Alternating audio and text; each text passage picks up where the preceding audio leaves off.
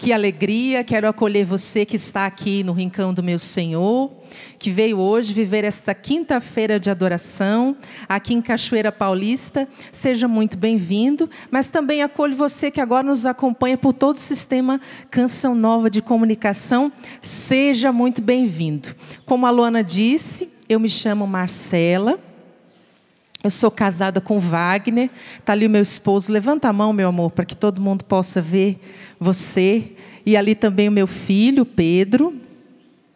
Eu sou casada com o Wagner, nós somos da comunidade, graças a Deus. Além do Pedro, é o caçula, eu também tenho mais 2 filhas, a Júlia e a Manuela. E é uma alegria poder estar com vocês aqui hoje. E eu não sei se você acompanhou a parte da manhã, a pregação da Lucélia, se você estava aqui ou não, ou até mesmo você que nos acompanha, talvez ligou a TV, o rádio, a internet, se conectou conosco agora. Então eu quero introduzir você dentro daquilo que nós estamos vivendo neste dia aqui em Cachoeira Paulista, quinta-feira de adoração, dia especial para nós na Canção Nova, mas hoje quem está conduzindo essa quinta-feira de adoração é a missão de Lorena. Então, para quem não conhece, né, aqui muito bem a região, então eu quero contextualizar para você. Lorena é uma cidade aqui muito próxima de Cachoeira Paulista, está a cerca de 15 minutos daqui, 20 no máximo, né?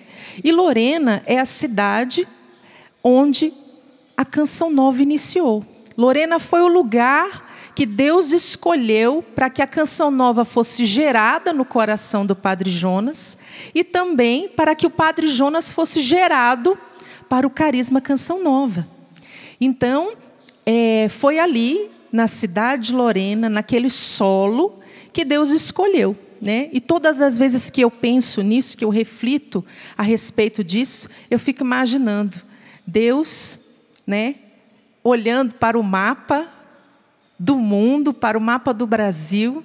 Ele poderia ter escolhido tantos lugares, poderia ter escolhido uma cidade grande, uma capital, uma metrópole, poderia ter escolhido São Paulo, poderia ter escolhido o Rio de Janeiro, não sei, mas Deus escolheu Lorena.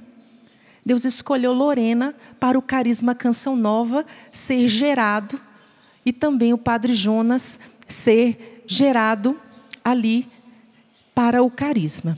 Então, para mim, hoje é uma alegria muito grande poder estar aqui representando esta frente de missão, que é tão importante para o carisma, né?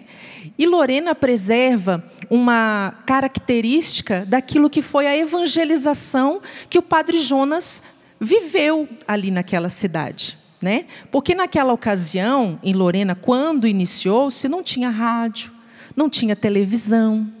Então, como é que o Padre Jonas evangelizava? Com os jovens, através dos encontros, experiências de oração, retiros de Maranatá. Então, era essa evangelização tu a tu que o Padre Jonas realizava.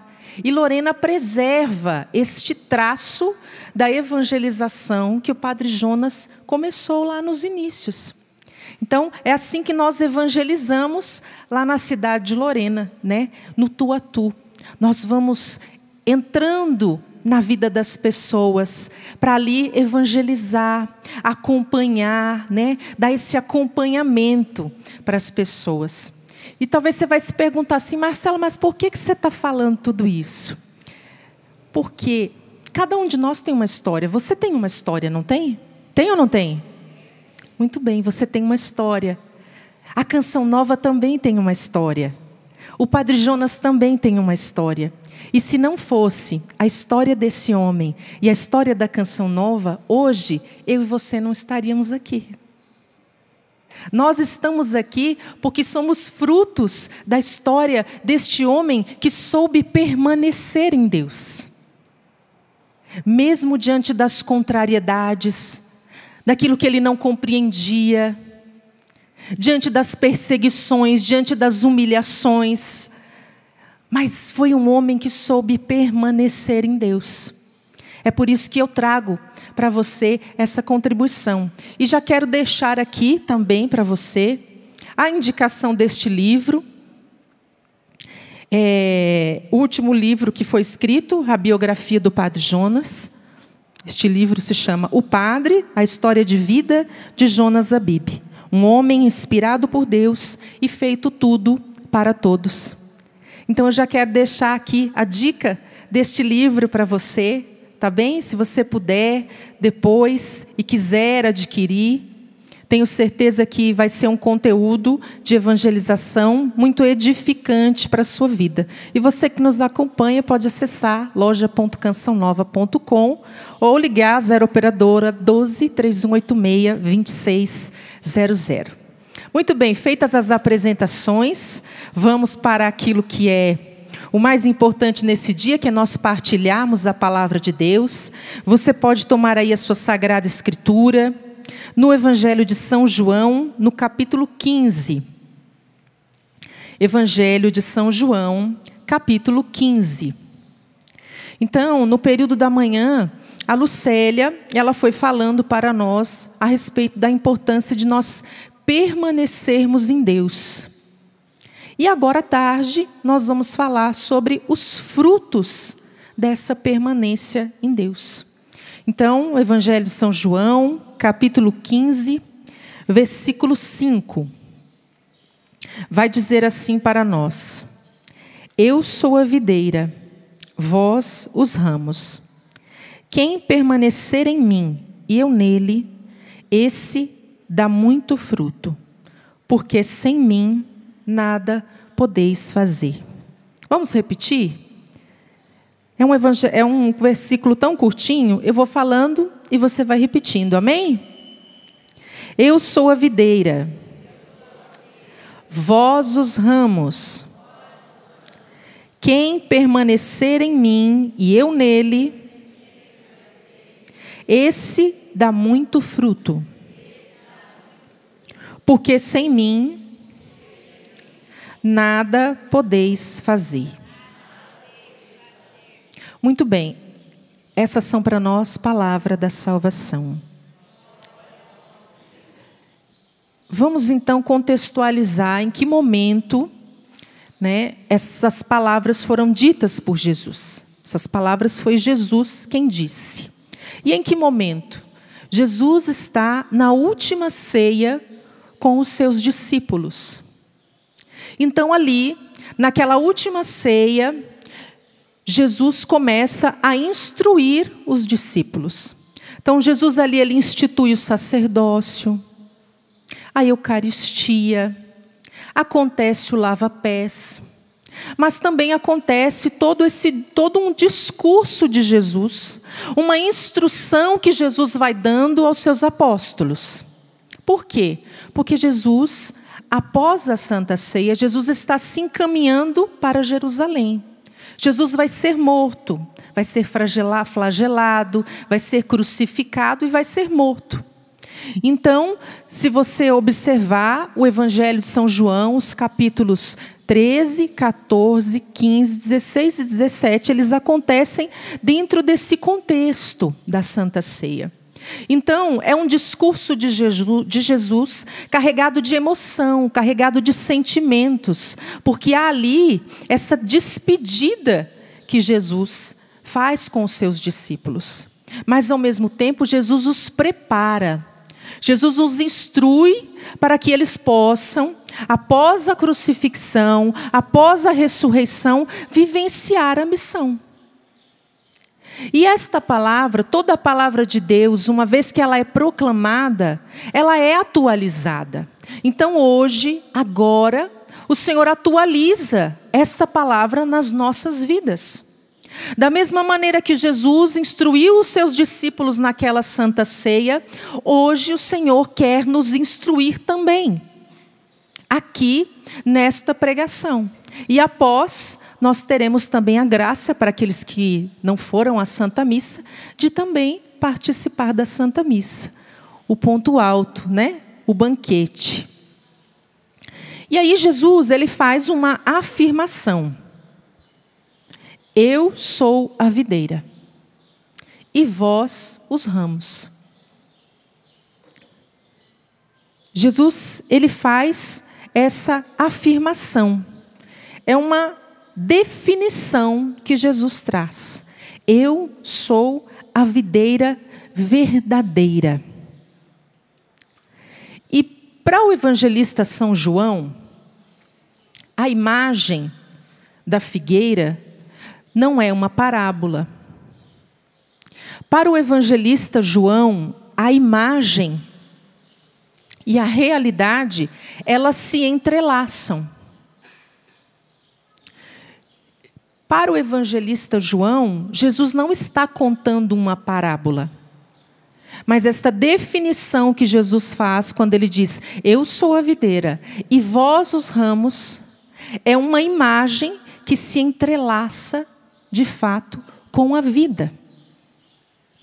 Se você quiser tomar aí, rapidinho, no Evangelho ainda de São João, no capítulo 1, vai dizer assim: no princípio era o Verbo, e o Verbo estava junto de Deus, e o Verbo era Deus. Ele estava no princípio junto de Deus. Tudo foi feito por ele, e sem ele nada foi feito. Sem mim nada podeis fazer. Não foi o que nós lemos agora no capítulo 15? Tudo foi feito por ele, e sem ele nada foi feito. E por que São João traz isto para nós? Porque Jesus, ele é... No Antigo Testamento, Israel era a vinha de Deus. O povo de Israel era a videira. Então agora, com a vinda de Jesus, Jesus então passa a ser a videira verdadeira. Por quê? Seguindo, ainda aqui no capítulo 1 de São João, a partir do versículo 10, vai dizer assim: estava no mundo, e o mundo foi feito por ele, e o mundo não o reconheceu. Veio para o que era seu, mas os seus não o receberam. Veja, Jesus, ele veio primeiro para trazer a salvação para o povo de Israel. E depois para os gentios, para os pagãos, até que chegou até nós. Mas, em princípio, Jesus veio trazer a salvação para o povo de Israel. Mas aquele povo não reconheceu Jesus. Aquele povo não aceitou Jesus. É tanto que quando Jesus está lá na sinagoga em Nazaré, que era a cidade dele, onde ele cresceu ali com a Virgem Maria, com São José, o que é que acontece lá? Jesus lá opera poucos milagres. Por quê? Porque aquele povo não acreditou em Jesus. Então veio para o que era seu, mas os seus não o receberam. Estava no mundo, o mundo foi feito por ele, e o mundo não o reconheceu. Então agora, Cristo, que é o novo Israel, que é esta videira verdadeira, vem em oposição, ao povo de Israel que não deu fruto. E ainda aqui no 1º capítulo de São João, no versículo 12, vai dizer assim: mas a todos aqueles que o receberam, aos que creem no seu nome, deu-lhes o poder de se tornarem filhos de Deus, os quais não nasceram do sangue, nem da vontade da carne, nem da vontade do homem, mas sim de Deus. Veja, Jesus ele estabelece uma relação de dependência. Eu sou a videira e vós os ramos. Sem mim nada podeis fazer. É preciso que eu esteja em vós e vós em mim. Veja, eu e você, para darmos frutos, nós precisamos estar enxertados na videira que é Cristo nosso Senhor. Mas ao mesmo tempo, a videira, o tronco, ela não dá frutos. Se você já viu uma parreira de uva, você já observou isso. Os frutos só saem dos ramos. E o que é que isso quer dizer para nós? Que Deus conta comigo e com você para dar frutos de santidade neste mundo.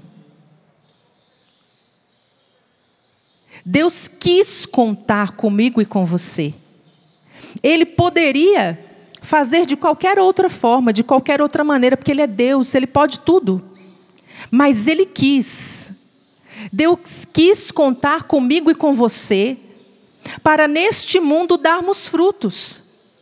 Para que o reino de Deus aconteça no meio de nós. Então isso é muito importante, por quê? Isso dá um sentido, isso dá um sabor para a sua vida, para a minha vida. Nós não fomos criados para viver ao léu, de qualquer maneira, de qualquer modo, não. Deus nos criou com uma finalidade própria, de dar frutos de santidade neste mundo. Não para nós vivermos a vida de qualquer jeito. Ou como diz aquela música, deixa a vida me levar, a vida leva eu. Não! A nossa vida tem um sentido. E o sentido da nossa vida está em Deus. Está no permanecer em Deus. Então veja, Jesus ele estabelece essa relação de reciprocidade. Nós nele e ele em vós, em nós. Deixa eu pegar minha colinha aqui, minha gente, para eu não perder. Então Deus ele deu um significado para a minha e para a sua vida. E aí você vai perguntar assim, Marcela, mas como é que eu identifico que eu estou dando frutos? Eu não sei se você já fez a experiência de estar perto de uma mãe ou com uma mãe, né? Que vai ali apresentar os seus filhos, né? Nossa, você tem filhos? Ah, tenho fulano, tenho ciclano, tenho beltrano. E geralmente como é que muitas vezes as mães apresentam seus filhos? Não, meu filho é fulano de tal, ele é advogado, ele é engenheiro.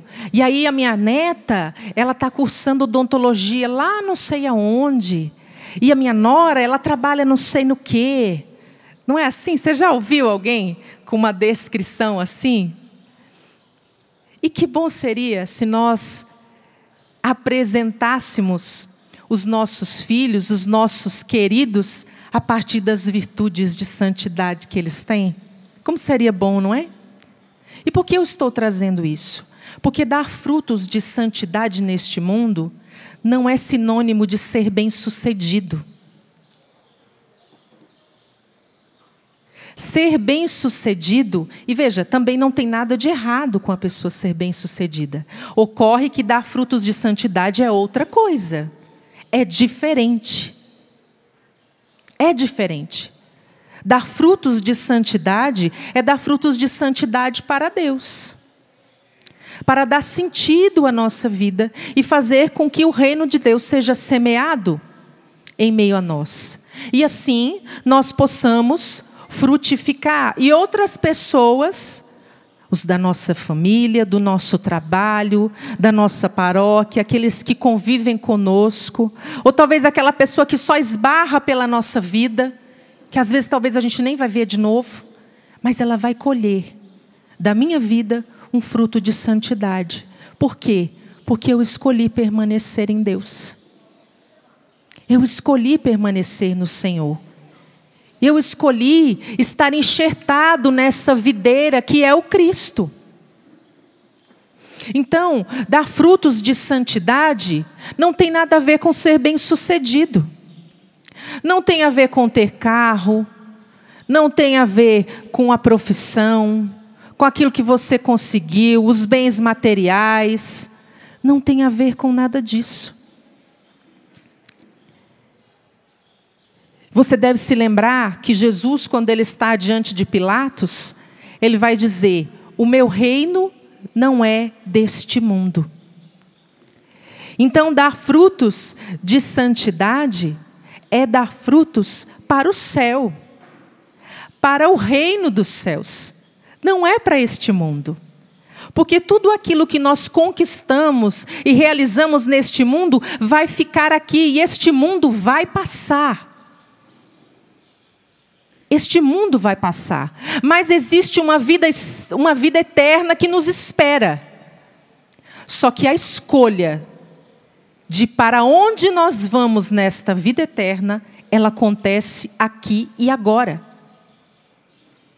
Eu e você não podemos viver iludidos, deixando a vida me levar, a vida leva eu, e achar que no último segundo de vida, você vai escolher e você vai para o céu.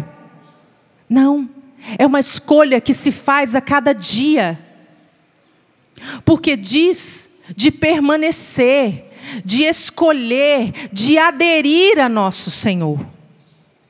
Por isso, ali na última ceia, Ele está instruindo os seus discípulos, porque eles aderiram a nosso Senhor.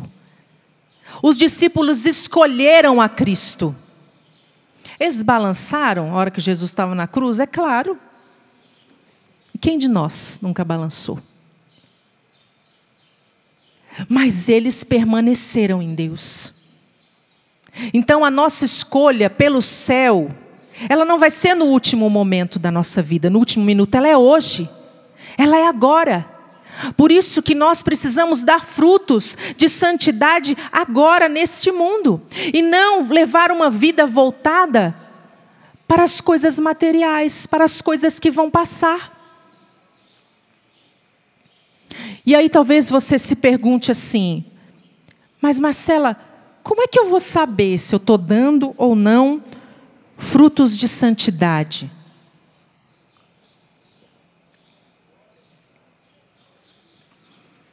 Qual é a medida?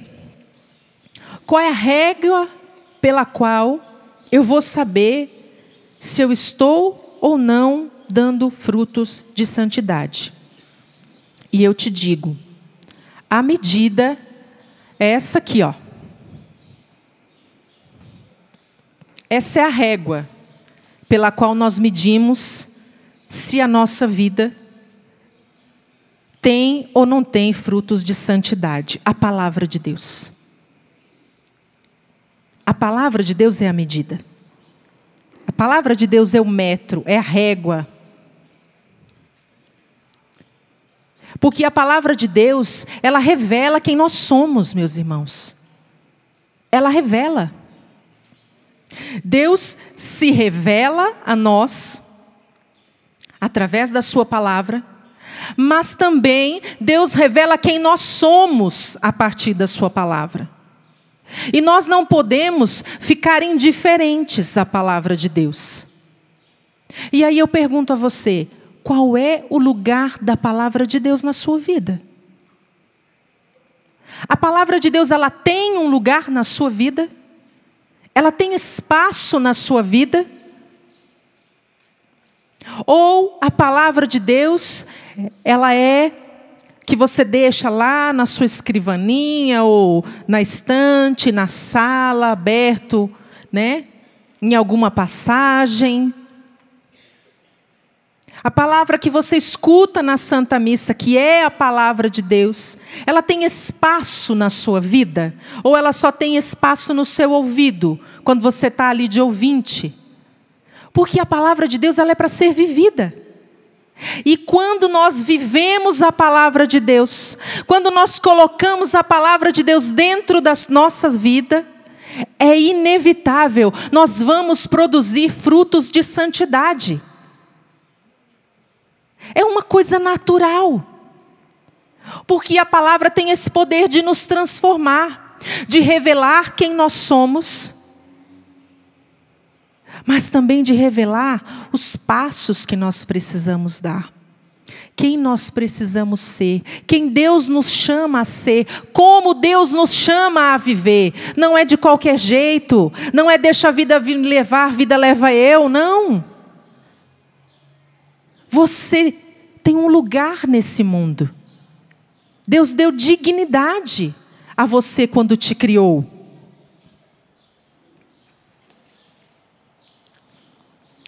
Então a palavra, ela precisa ter espaço na nossa vida. Ou será que na sua vida só tem espaço para o trabalho, para as coisas da casa, para o estudo, para o filho, para a esposa, para o marido, para a academia, para as contas que você tem que pagar, mas não tem espaço para a palavra de Deus? Olha o que vai dizer para nós o evangelista Mateus, São Mateus capítulo 7. São Mateus capítulo 7, a partir do versículo 17. Mateus 7, 17. Vai dizer assim: toda árvore boa dá bons frutos.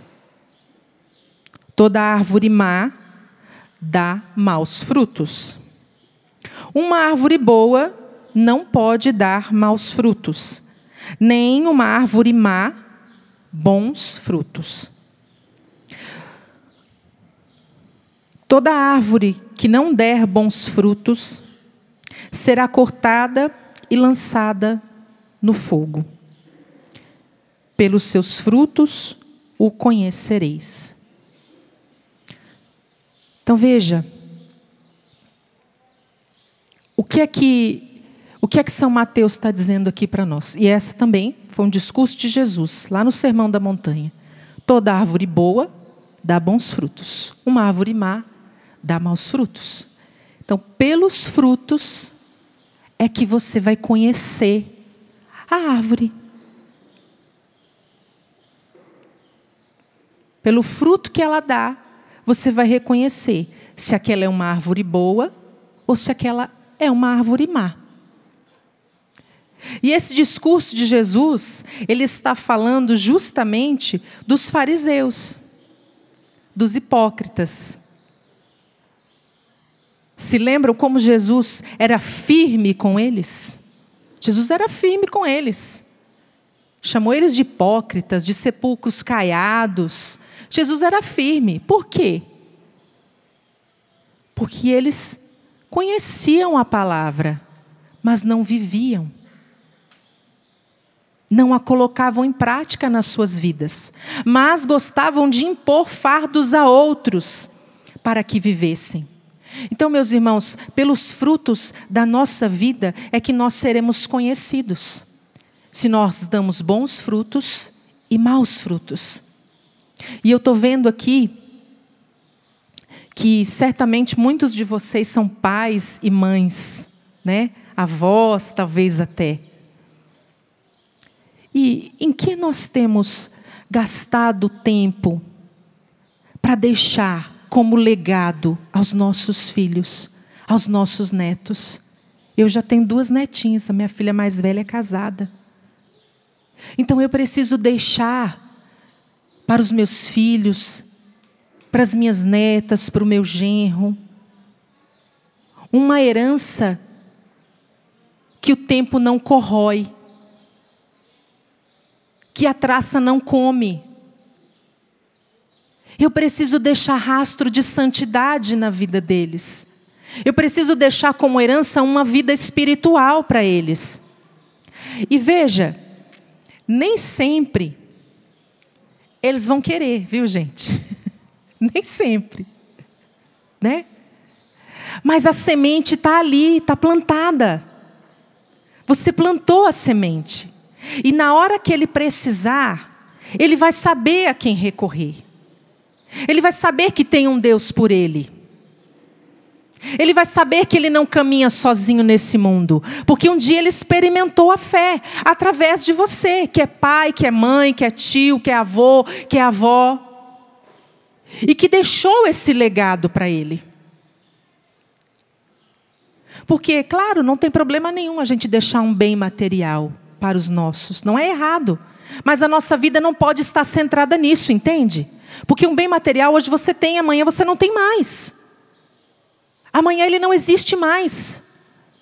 Mas o legado que precisa ser deixado, aquilo com o qual nós temos que se empenhar, de deixar sim para os nossos filhos, é uma herança espiritual. É o Senhor, é o Cristo. É a devoção à Santíssima Virgem. E veja, o pecado, ele é estrondoso, né? O pecado, ele faz barulho. Ele é escandaloso. Mas o reino dos céus não. Jesus comparou o reino dos céus com aquela semente que é jogada no chão e ali ela vai ser germinada e sem que ninguém veja. Assim é o reino dos céus. O reino dos céus é assim, é silencioso. Acontece que nós vivemos num mundo hoje cheio de barulho. Cheio de barulho. Tem gente que não é capaz de ter um momento do seu dia, 1 minuto, nem que seja quando está tomando banho, de silêncio. A pessoa tem que estar escutando uma música enquanto ela toma banho. A pessoa não consegue silenciar. Ela não é capaz de silenciar. Ela vive nesse barulho, nessa coisa intensa. Mas o reino de Deus não é assim. O reino dos céus é silencioso, como Jesus disse, como essa semente que cai na terra. E ali ela vai sendo germinada, mas nós não conseguimos ver. Então veja, o fato de muitas vezes Deus estar em silêncio na sua vida, não significa que Ele não está lá. Não significa que Ele não está lá. Mas permanecer em Deus requer de nós também esta maturidade. De saber que, mesmo quando Ele está em silêncio, eu não estou sozinho. Requer de nós essa confiança. Requer de nós esse abandono. Mesmo quando Deus está em silêncio, quando Ele não fala nada, eu estou rezando por aquela causa, por aquele filho, por aquela conversão, e nada acontece, parece que a pessoa só piora, parece que a pessoa só vai mais para o fundo do poço, não significa que Jesus não está trabalhando. Mas se você ora, se você entrega, se você confia, se você permanece na videira, uma hora o fruto vai brotar. Uma hora o fruto vai brotar.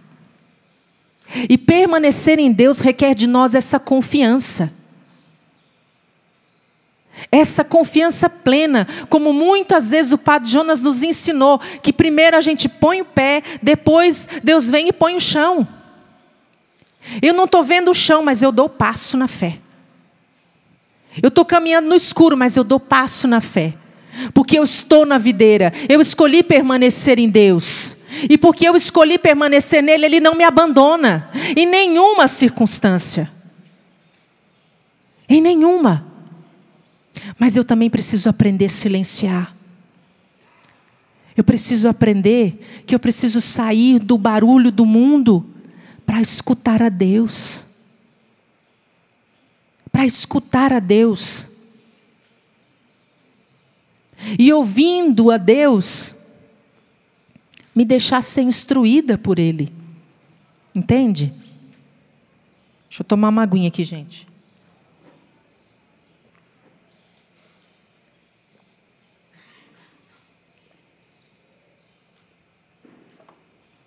Agora, que tipo de fruto nós temos dado a Deus? Que tipo de fruto? Você pode pegar aí também na Sagrada Escritura, a carta de São Paulo aos Gálatas, Gálatas capítulo 5, carta de São Paulo aos Gálatas, no capítulo 5, a partir do versículo 17. Gálatas 5, capítulo 17. Olha o que é que São Paulo vai dizer para nós. Porque os desejos da carne se opõem aos do Espírito. Ou seja, são conflitantes, gente. Não tem como você ceder aos desejos da carne e dizer que aquilo é de Deus, ok? É isso que São Paulo está dizendo. Não tem como. Os desejos da carne são opostos ao do Espírito. E estes aos da carne, pois são contrários uns aos outros. É por isso que não fazeis o que queríeis. Se, porém, vos deixar guiar pelo Espírito, não estáis sob a lei. Que lei? Do pecado. A lei da morte. Quando nós deixamos nos guiar pelo Espírito, nós não estamos à mercê da lei do pecado, da lei da morte. Ora, as obras da carne são estas: fornicação, impureza, libertinagem, idolatria, superstição, inimizades, brigas, ciúmes, ódio, ambição, discórdias, partidos, invejas, bebedeiras, orgias e outras coisas semelhantes. Dessas coisas vos previno, como já vos preveni. Os que a praticarem não herdarão o reino de Deus. Eu vou repetir. As obras da carne são estas: fornicação, impureza, libertinagem, idolatria, superstição, inimizades, brigas, ciúmes, ódio, ambição, discórdias, partidos, invejas, bebedeiras, orgias e outras coisas semelhantes. Pela árvore conhecereis os frutos.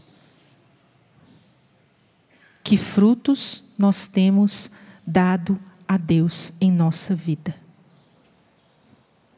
São Paulo é muito claro.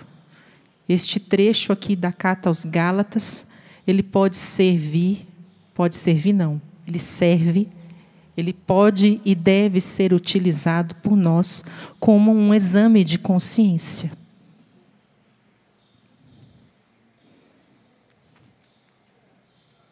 E aí segue.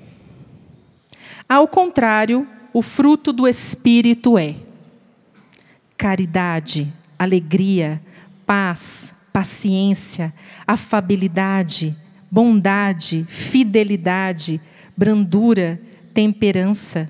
Contra essas coisas não há lei.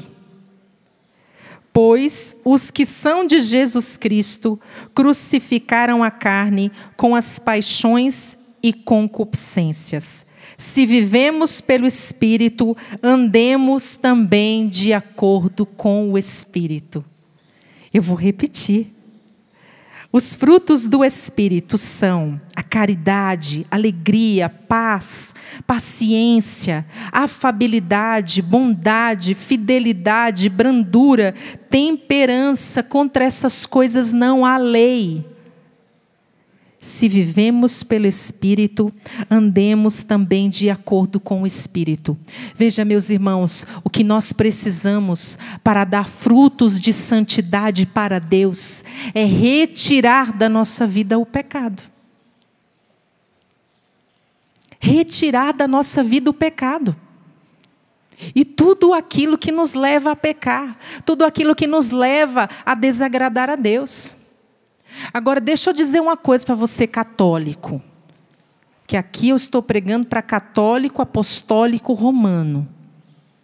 Se tiver alguém de outra denominação, é bem-vindo. Mas eu digo isso porque eu vou falar uma coisa de doutrina agora.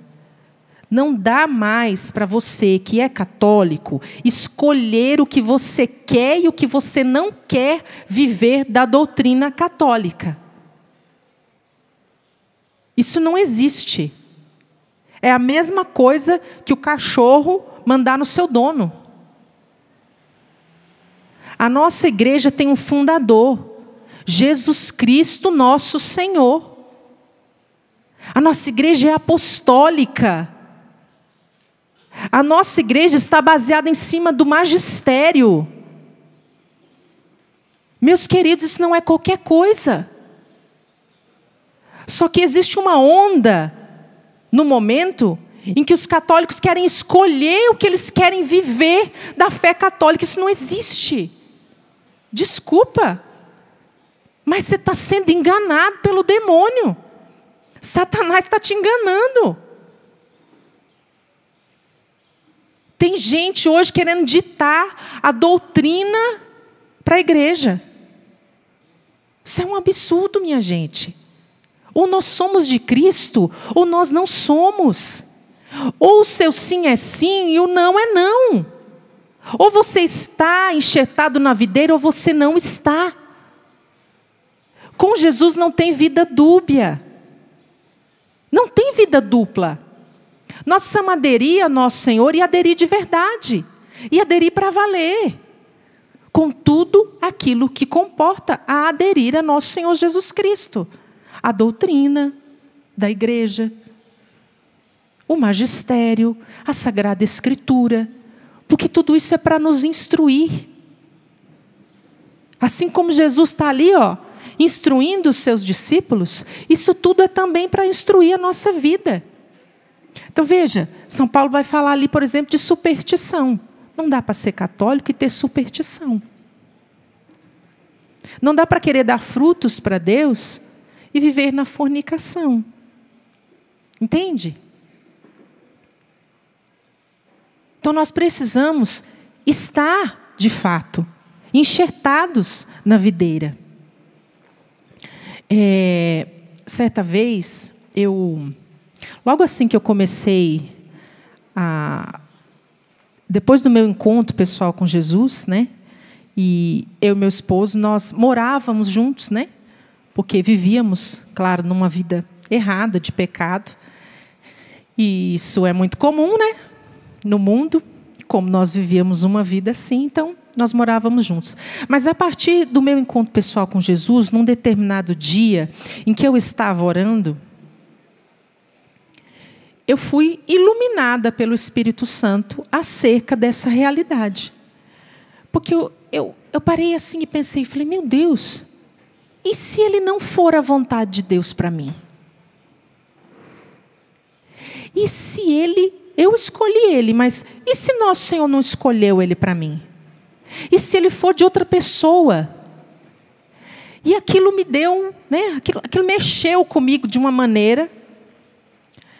E eu falei para Jesus que eu queria alicerçar a minha casa na rocha. Naquela hora, eu rezei com esta palavra.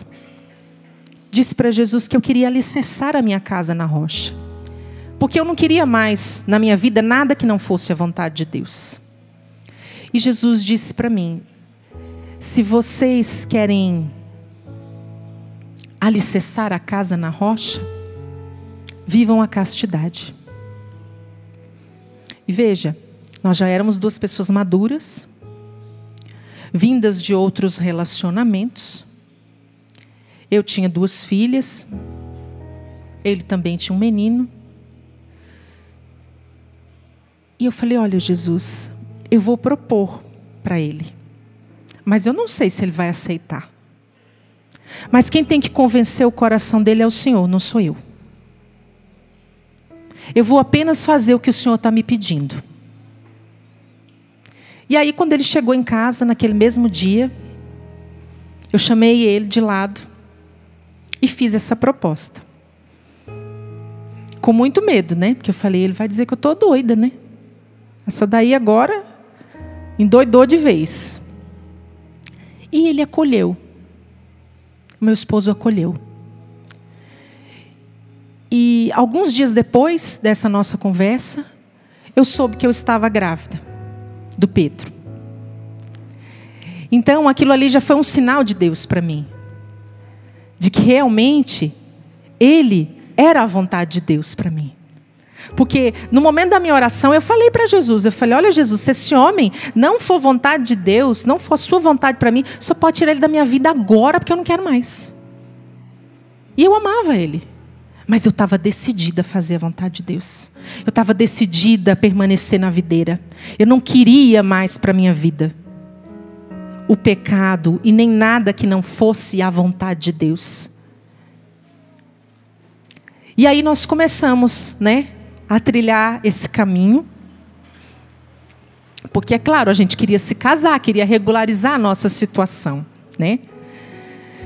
E aí a gente foi surpreendido, né? Fomos atrás de documentação para poder dar entrada no casamento e fomos surpreendidos com a notícia de que ele não era batizado na Igreja Católica Apostólica Romana. A minha sogra, porque ela não foi instruída naquela época, ela não tinha quem instruísse ela.